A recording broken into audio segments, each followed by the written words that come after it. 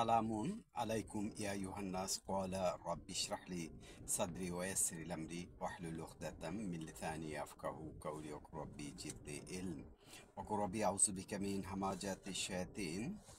পবিত্র কোরআনে সূরা আল বাকারার ৪৫ নম্বর আয়াত। আমি বিসমিল্লাহ থেকে আয়াত গণনা করি সেই হিসাবে। আতা'মুরুনা আন-নাস বিল বিররি ওয়া তানসাউনা আনফুসাকুম ওয়া আনতুম তাতলুনা আল কিতাব আফালা তাকিলুন।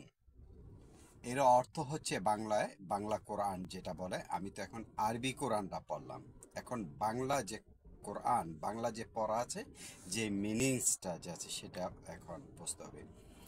এখানে আল্লাহ পাক বলছে যে তুমি কি মানুষকে, মানে তোমরা কি মানুষকে সৎকর্মর আদেশ দাও আর নিজেরা উহা করো না, এবং তোমরা এই যে লিখিত কিতাব আছে আল কোরআন তোমরা পড়ো, তবে কি তোমরা বোঝো না?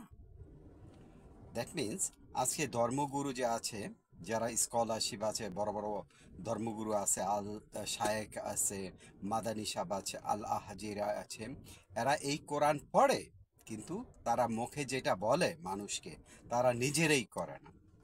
বাই দ্য এক্সাম্পল, যেরকম পবিত্র কোরআন, আল্লাহর যে কোরআন, যে কিতাব পড়া মানুষকে যে ভালো কথা বলবো, এটার বিনিময়ে কোনো মূল্য নিতে নাই। বর্তমান আমাদের ওলামাইগণ এটার জন্য লাখ লাখ টাকা ডিমান্ড করে, যে ৫ লাখ ৬ লাখ টাকা, আবার হেলিকপ্টার, তারপরে বাজারও গাড়ি দেওয়া যাইব, এরা একটা প্ল্যান করে রাখে, যে বেশি টাকা দেয় তার ওয়াসনেস আগে করে সেখানে।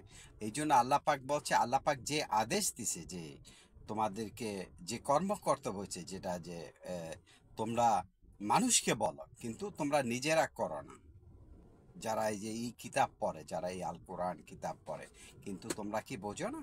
আল্লাহ পাক এটা সতর্ক করে দিচ্ছে। হ্যাঁ, কাজেই কি কয়, আল্লাহর কোরআন যে আছে সেটাকে প্রচারের জন্য যারা বিনিময়ে নেয়, তাদের কাছে আপনি কোনো কিছু শিখতে পারবেন না। কাজেই যেহেতু ইয়ানফসি পবিত্র কোরআনে এই সূরা বাকারায় বসকে তিলকা উম্মাতিন কাদ খালাত লাহা মা কাসাবাত ওয়ালাকুম মা কাসাবতুম ওয়ালা তুসআলুনা আম্মা তা'মালুন।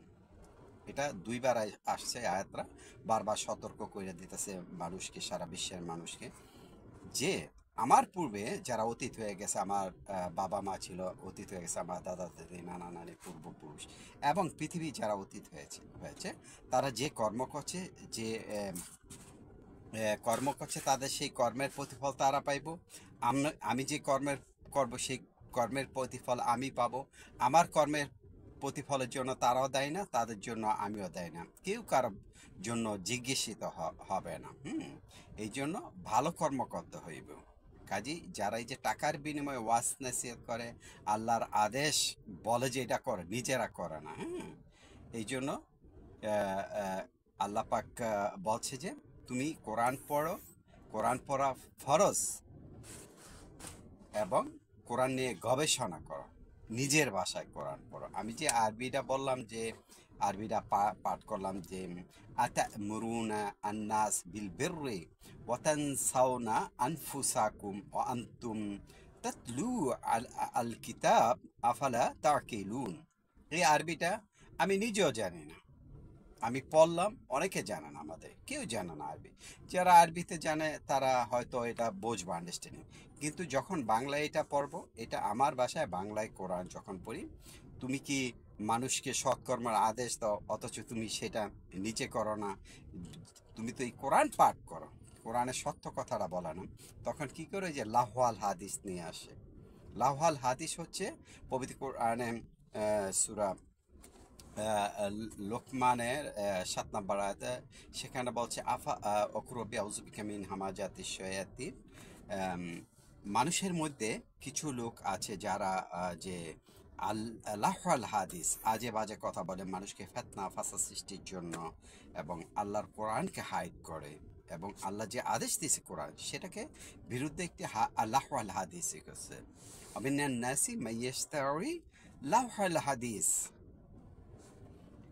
وَضِلَّ مَنْ سَبِيلِ اللَّهِ بِغَيْرِ عِلْمٍ أُولَئِكَ عَلَيْهِمْ আদাবুম মুহিত, মানে মানুষের মধ্যে যে কিছু লোক আছে যারা আজে বাজে কথা, এই যে লাহওয়াল হাদিস, এই হাদিস মানুষকে এই যে প্রচার করে বুঝায়, কিন্তু কোরআন পড়ে, কোরআনের সত্যটা সে প্রচার করে না, ওই মিথ্যাটা সেটা ফেতনা ফাসা সৃষ্টি এবং এন্টারটেনমেন্ট আনন্দ ফুর্তি দেওয়ার জন্য সেটা করে।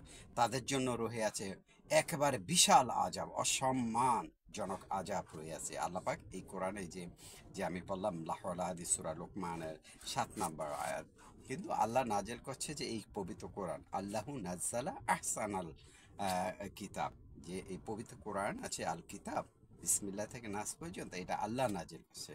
কোরআন হাদিস বলে আহসান আল হাদিস।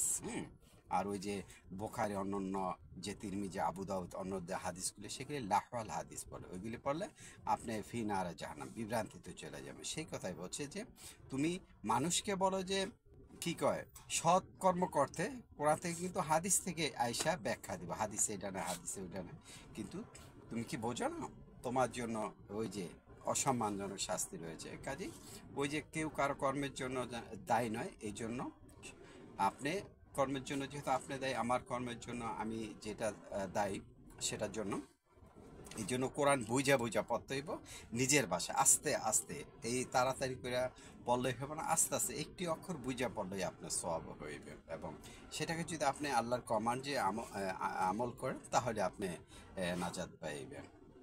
এই জন্য আল্লাহ পাক সূরা জুমায় বলছে যে তুমি সকাল সন্ধ্যা এবং রাতের এক তৃতীয় অংশ তুমি কোরআনকে পড়ো এবং তার সাথে তাহাজ্জুদ করো, সম্পর্ক করো, এবং বুঝা বুঝা যতটুকু সাধ্য তুমি ততটুকু পাঠ করো। ওকে, আমাদের সবাইকে কোরআন পড়া তৌফিক দান। কোরআন পড়া হচ্ছে ফরজ।